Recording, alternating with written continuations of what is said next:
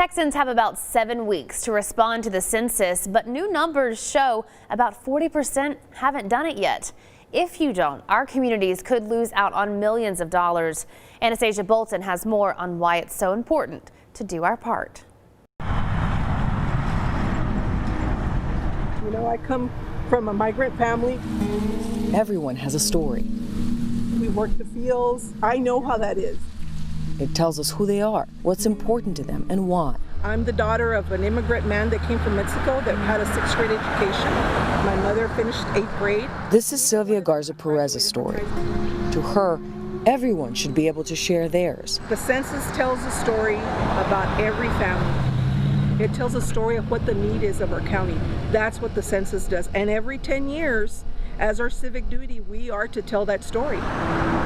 Cameron County along the U.S.-Mexico border is one of the poorest in Texas.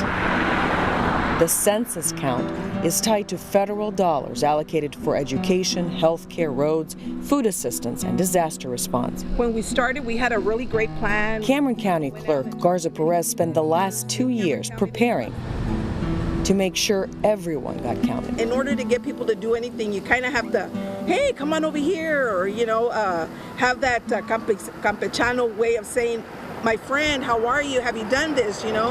And the pandemic has stopped all of that. According to the Census Bureau, as of August 17th, more than 47% of Cameron County has been counted. Garza Perez said people could be scared of the census, wrongly thinking it's connected to immigration enforcement.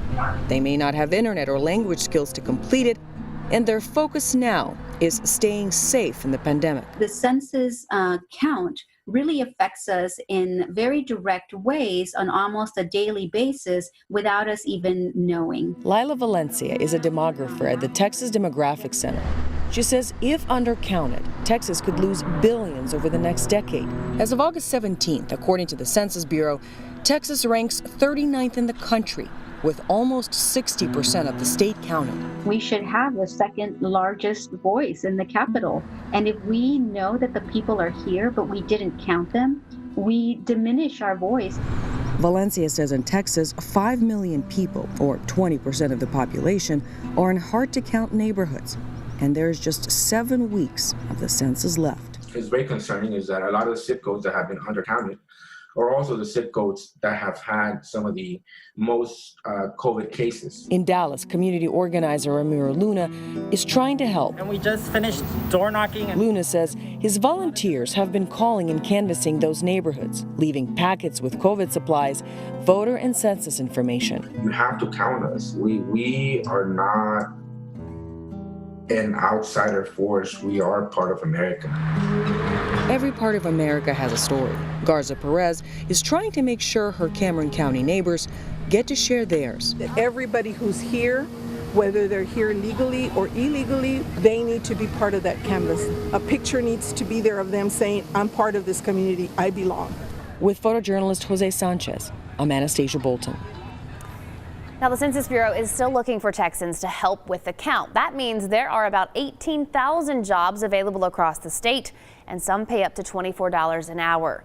You can apply based on where you live, and we have more information on our website. And I will tell you, I did the census this afternoon online, very simple, and just took a couple of minutes. You can do that just with your address. Very, very simple. So please make sure you go get counted.